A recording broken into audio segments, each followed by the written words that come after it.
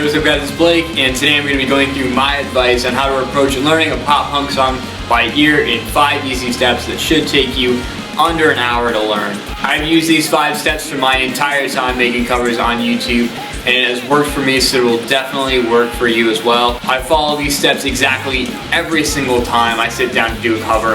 I've done it so much over the past few years and used these steps. It's become really natural for me, and I almost don't even think about it anymore. The more you do it, the more natural it'll become for you. Ear training is so important because it really helps you develop a musical instinct and really helps the technical parts of your playing on the actual guitar with your actual, hands work a lot better and helps everything really fall into place. You're going to be able to think of the next note before it even happens on the fretboard. A lot of people say, why don't you just use tabs, I don't think there's anything wrong with using them, but it really stunts your development as a guitar player the more you use them and the more you rely on them. I've experienced that effect from relying on tabs, and it definitely hurt me early on as a guitar player. At first, learning songs can be challenging, but it's always important to remember that it's all on the fretboard somewhere. It's not impossible. It only gets easier as time goes on, and you will figure it out eventually, the more you practice and the more you do it. Before we get into the list, if you liked the video, please hit the like button down below and subscribe for more pop punk and guitar related content.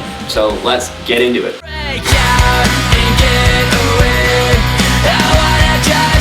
The first step is just knowing the basics of pop punk, and you'll be able to bypass this step once you learn it and once you kind of get that down as a basic. You don't have to be talented to play a large majority of pop punk music. It's by far the easiest genre to play, like hands down. It's all just palm mutes, power chords, octave leads, and the same 4 progressions over and over again in every single song. Music theory sucks and it's not a lot of fun to play, but pop punk only really needs one scale most of the time, and that's the major scale. The major scale follows a whole step, half step, whole step, half step formula across all keys. It's only 7 notes despite how many positions it covers, and the song you're learning will rarely have anything more than those 7 notes in it. There's usually no chromaticism in pop punk, and also most songs will be in 4/4 time signature, so if you can count to 4, you can play basically every single pop punk song ever. And the rhythm is going to solely come from the kick and snare patterns in the drums, so if you know these 3 things, you can basically form the basis and foundation of every single pop punk song ever written. It's a very simple genre with very few outlying songs and bands who don't adhere to that.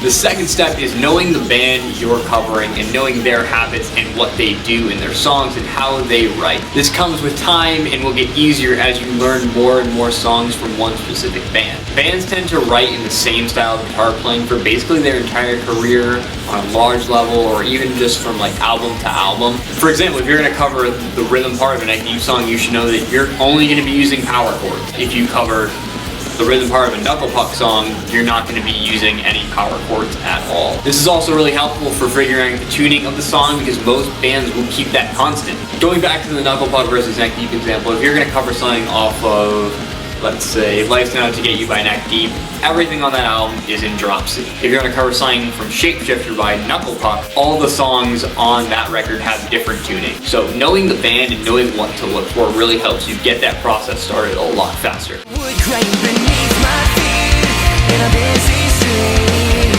The third step is figuring out what you need to learn. Most songs have a structure of intro, verse, chorus, bridge, chorus, and that can be in like a 4-minute song time frame, but when you break it down, there's probably only 1.5 to 2 minutes of really unique parts that you have to learn. So if you learn the verse, you can just copy and paste that playing into the second verse if it's the same. But really, you just want to listen to songs for timings and specific nuances and how each different section is played, because there's often variations in, riff changes, rests, or like small interlude sections that kind of change the rhythm in parts up a little bit. And while you're doing this, you want to focus more on the notes being played rather than the really specific rhythm, because once you get the actual notes down, the rhythm will take a lot less effort to figure out come that time when you're doing it mechanically with the finger positionings on the fretboard.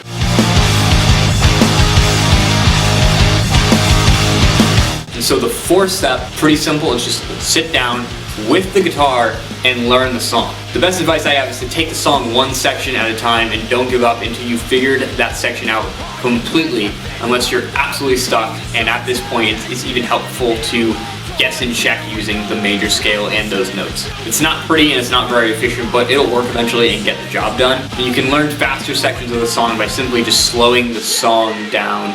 I do this in Logic, but YouTube has a button under the settings section where you can slow it down by half, and this really helps just bring out the details and make the playing a little clearer and a little easier to work with. It really helps figuring out the smaller details that can really go under the radar when the song is playing at full speed. And during this entire learning process, you want to push yourself and keep playing until you get the notes to line up, even though you may get frustrated or just want to like put the song down and not deal with it. You want to trust your ears and what you're hearing and how that's being converted into what you're playing, but be skeptical and keep searching for different ways to play the song, because there's always another option and another position to do it in that may make more sense. 'Cause you can pick and choose.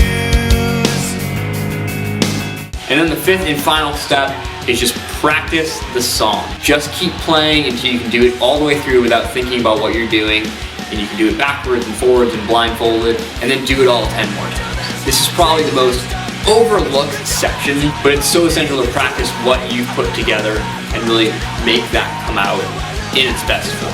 And that's really the only section to this step. It's just keep playing the song until you hate it. When I cover songs, I usually can't listen to them for a while after, because I just cycle through it so many times. I just get sick of the song and don't want to ever hear it again. If you're sick of it and hate it and don't want to listen to it, you're probably doing a great job. But that is it. Definitely let me know what you think of these tips in the comments below.